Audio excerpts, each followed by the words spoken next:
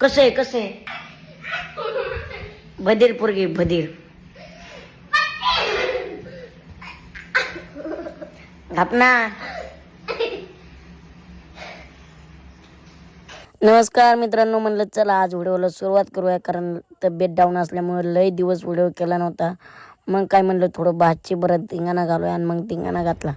मग काय नेहमीप्रमाणे अण्णा जरा बाहेर गेलते, थोडंसं बरं वाटायला लागलं. म्हणलं चला नांगरट करायला जाऊ. मग आपले ट्रॅक्टरची चावी घेतली आणि मग काय रानात जायला निघालो मस्त पैकी.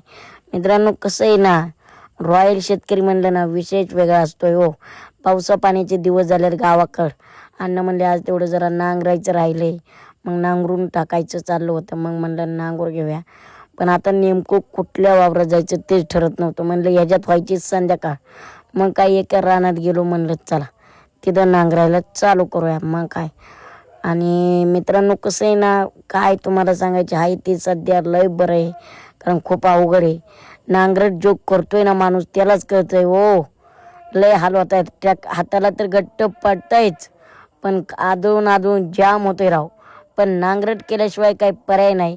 आणि आज शेतकऱ्यांचे दिवस पाहिले ना तर सगळ्यात वाईट शोकांतिकाची गोष्ट वाटते. पण आपण शेती सोडायची नाही, कारण आपण जर सोडली तर मग बाकीच्या तरुणांनी काय करायचं हेच ध्यानात ठेवायचं. शेती परवडायसाठी नाही करायचं, काय आहे जपायसाठी करायचं. आणि हाच बोध घेत मस्तपैकी शिरवाळाचं म्हणजे 6:30 वाजता नांगरत होतो.